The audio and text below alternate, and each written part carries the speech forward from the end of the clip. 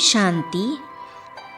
राजयोगी जीवन की आधारशिला ब्रह्मा भोजन।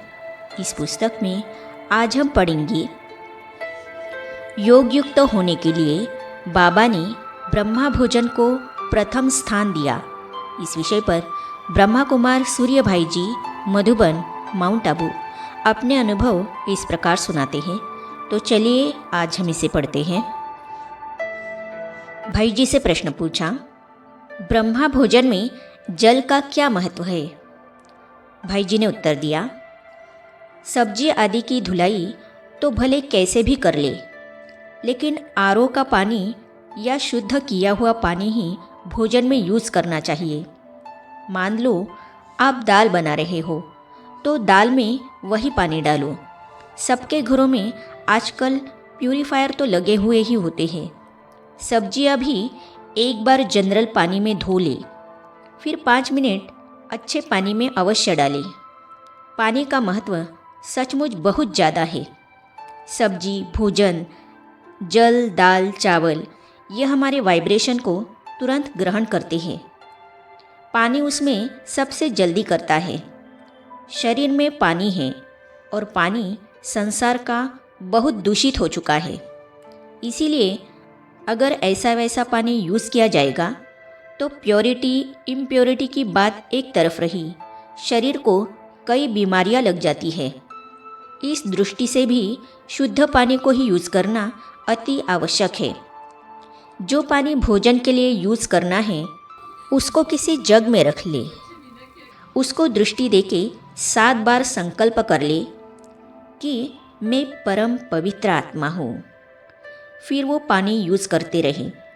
जैसे आटा बनाना है या दाल में डालना है या सब्जी में डालना है या चावल बनाने हैं तो उसी पानी में यह और अच्छा हो जाएगा। भाई जी से प्रश्न पूछा, भाई साहब, कई गृहस्थ में रहने वाली अकेली ज्ञान में चलने वाली माताओं के लिए भोजन की धारणा चुनौतीपूर्ण होती है, वे क्या करें? भाई जी ने उत्तर में कहा, कुछ ऐसी बहनें और माताएं हैं जिनका समझाने का तरीका बहुत सुंदर है। हम अपनी बात किस तरह करते हैं उसके ऊपर निर्भर करता है। उन्होंने अपनी बहुओं को, अपने परिवार वालों को अच्छा समझा दिया है तो उन्होंने कहा, माताजी आप भले ही अपने लिए बनाओ, हम आपको मदद भी कर देंगे और भले ही कभी कभी हमारे लिए भी बना दिया करो। उनके मन में ब्रह्मा भोजन के लिए वैल्यू भर गई है। कोई ऐसा करते हैं कि हम किसी के हाथ का नहीं खाएंगे। हाँ, तुम तो अपवित्र हो, हमारे भोजन को छूना भी नहीं। वहाँ परिवारों में समस्या होती है, हम क्यों पवित्र भोजन खाते हैं, क्यों अपने हाथ का खाते हैं। जितना अच्छा हम दूसरों को इस बारे में संतुष्ट करेंगे, सबको अपने पक्ष में लेंगे तो अच्छी बात सभी को अच्छी ज़रूर लगती है। भाई जी से प्रश्न पूछा, भाई जी, घरों में जो बच्चे पढ़े लिखे हैं कई बार वे तर्क करते हैं कि बचपन में तो प्याज लहसुन हेल्दी है, ये कहकर खिलाए। अभी आप बोलते हो कि ये हेल्दी नहीं है, नहीं खाओ, ऐसा क्यों? भाई जी ने उत्तर में कहा, अभी तो विज्ञान भी रिसर्च कर रहा है। लहसुन प्याज को खाने से अनेक बीमारियां पैदा हो रही है। नहीं तो डॉक्टर कहते थे यह अनेक बीमारियों की दवाई है। अब डॉक्टर कह रहे हैं कि इनसे बीमारियां पैदा हो रही है, ये वासनाओं को उत्तेजित करते हैं, इसलिए बाबा ने इनको मना किया है।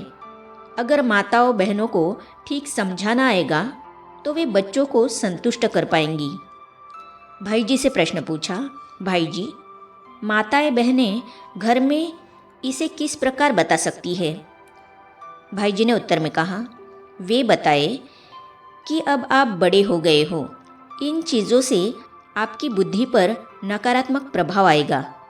आपकी बुद्धि को हमें दिव्य और श्रेष्ठ बनाना है, केवल तेज बुद्धि ही नहीं। इसके लिए इनका त्याग जरूरी है। यदि वे कहते हैं कि फलाने लहसुन प्याज खाते हैं, वे बड़ी तेज बुद्धि रखते हैं, तो आपको बताना है कि बुद्धि को दिव्य बनाना है ताकि मन में सुंदर विचार उठे और जीवन बहुत सुंदर चले। जब आत्मिक दृष्टि से बहुत शुभ भावनाओं से बहुत अच्छे स्वमान से समझाएंगे तो लोग समझते हैं। भाई जी से प्रश्न पूछा, भाई जी कभी कभी अनाज का साल भर का स्टॉक जमा रखने के लिए कहा जाता है, परंतु आजकल जो क्वालिटी आ रही है वह साल भर रहे बहुत मुश्किल है। भाई जी ने कहा, मधुबन में तो बहुत बड़े बड़े स्टोर है, हमें पता है कि अनाज में क्या क्या डालना है सुरक्षित रखने के लिए। छोटे स्थानों पर 3-3 मास का अनाज रख लेना चाहिए, साल का रखने की ज़रूरत नहीं है। मुख्य बात यह है कि अगर हमारी स्थिति अच्छी होगी तो समय पर हमें सब कुछ मिलता रहेगा। यदि हमारी स्थिति अच्छी नहीं होगी तो जो स्टॉक किया हुआ होगा वह भी चोर लूट कर ले जाएंगे। वह स्टॉक हमारे नहीं दूसरों के काम आएगा। भाई जी से प्रश्न पूछा, भाई साहब बाबा बोलते हैं कि अंतिम समय में आपको दाल रोटी मिलेगी, वह कौन सी आत्माओं को मिलेगी? भाई जी ने कहा, जो योग युक्त होंगे, जिन्होंने बाबा के कार्य में सहयोग दिया है, जिन्होंने ब्रह्मा भोजन को वैल्यू दी है। जैसे छोटा सा उदाहरण है, कई लोग ऐसा करते हैं कि बहुत सारा भोजन ले लिया फिर फेंक दिया। इसका अर्थ है कि उनको ब्रह्मा भोजन की वैल्यू नहीं है। ऐसे लोगों को अंत में कष्ट होगा क्योंकि उन्होंने ब्रह्मा भोजन का तिरस्कार किया है। उन्हें भोजन की समस्या होगी। लेकिन जो भोजन के महत्व को जानते हैं, अन्न को सम्मान देते हैं कि यह प्रकृति की विशेष पालना है हमारे लिए, वे अच्छी स्थिति में रहेंगे। उन्हें अंत तक सब कुछ मिलता रहेगा, भोजन भी मिलेगा और दवाइयाँ भी। भाई जी से प्रश्न पूछा, भाई जी हमने बहुत भाई बहनों से सुना है कि कई लोग खिला पिलाकर ऐसा कर देते हैं कि ईविल सोल का असर हो जाता है, क्या यह सत्य है? भाई जी ने कहा, उसको तांत्रिक असर कहते हैं। उसके लिए जब आप भोजन खा रहे हैं, पानी पी रहे हैं, तो दृष्टि देकर 7 बार संकल्प कर ले, मैं मास्टर सर्वशक्तिवान हूँ। और जब भोजन बनाए इसी स्वमान से बनाए। इससे कोई भी तांत्रिक इफेक्ट होगा नहीं, और होगा भी तो वह ठीक हो जाएगा। इसके बहुत सारे अनुभव लोगों की तरफ से आए हैं। मास्टर सर्वशक्तिवान का ज़्यादा अभ्यास होगा तो हमारे चारों ओर पावरफुल प्रभा मंडल बनता रहेगा जो इस इफेक्ट को रोक देगा। भाई जी से प्रश्न पूछा, ब्रह्मा भोजन की धारणा न रखने वाले के नुकसान के बारे में बताइए। भाई जी ने कहा, बहुत लोगों को अनुभव ऐसे हुए कि उन्होंने रिश्तेदारियों में भोजन किया और उनकी पवित्रता पर बहुत गहरा असर आ गया। कईयों की पवित्रता तो छूट ही गई क्योंकि यह भोजन डायरेक्ट हमारे ब्रेन को भी और मन को भी प्रभावित करता है। अच्छा योगी बनने के लिए मनुष्य को शुद्ध भोजन पर दृढ़ रहना चाहिए।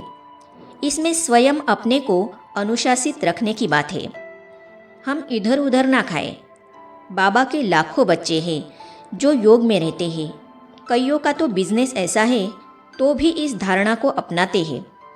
इसमें कोई समझौता नहीं करते हैं। ऐसा वैसा भोजन खाने से विचार चेंज हो जाएंगे, निगेटिविटी चलने लगेगी। ऐसा भी सोचेंगे कि यह क्या जीवन है, सारा संसार ही अपवित्र है, हम भी रहें तो क्या है, फिर पवित्र बन जाएंगे। ऐसे ऐसे निगेटिव विचार आने लगेंगे जो धीरे धीरे उनके जीवन में गिरावट लाएंगे। मूल रूप से उनके विचारों पर इफ़ेक्ट आएगा। कईयों पर यह असर आएगा कि उनके दबे हुए संस्कार ऊपर आ जाएंगे। हमने एक बार क्लास में सुना था, एक भाई ट्रेन में यात्रा कर रहे थे, मधुबन से जा रहे थे, तो उनको किसी ने प्यार से बिस्कुट ऑफ़र किया। कहा कि आप योगी हैं, बिस्कुट तो खा सकते हो। उस भाई ने प्रभाव में आकर वह बिस्कुट खा लिया और बेहोश हो गया। फिर अजमेर में जाके उठा तो देखा उसका सारा सामान गायब हो चुका था। आजकल चोरों का यह मुख्य धंधा हो गया है। वे कुछ खिला पिलाकर चोरी करते हैं। चोर यह जानता है कि बात बहुत प्यार से करनी चाहिए। इसीलिए ट्रेन में, शादी में, खाने के मामले में मनुष्य को समझदारी से चलना चाहिए। इसमें किसी के प्यार को नहीं देखना चाहिए। कोई हमको सम्मान दे रहा है, हमारी महिमा कर रहा है, हमें अपने फेवर में ले रहा है, फेवर में क्या, कंट्रोल में ले रहा है, फिर कुछ भी खिलाता है तो नुकसान होते हैं। इसलिए खाना नहीं है। अगर बहुत पहचान का हो और आप ना नहीं कर पा रहे हो तो दृष्टि देके 3 बार संकल्प अवश्य कर ले, मैं मास्टर सर्वशक्तिवान हूँ। फिर भी उसमें कुछ मिला दिया होगा तो असर होना संभव है। इसीलिए उससे बचना ही अच्छा है। आगे हम पढ़ेंगे ब्रह्मा भोजन का कुछ भी व्यर्थ नहीं जाना चाहिए। इस विषय पर ब्रह्मा कुमार अमीरचंद भाई जी चंडीगढ़ अपने अनुभव इस प्रकार सुनाते हैं। तो इन अनुभवों को हम पढ़ेंगे अगली कड़ी में। तो ये जानने और पढ़ने के लिए इस चैनल को सब्सक्राइब करने के साथ ही साइड में जो बेल आइकॉन है उसे भी क्लिक कीजिए, ताकि आने वाली सभी वीडियो और अब तक की सारी वीडियो आप तक पहुंचती रहेगी। ओम शांति।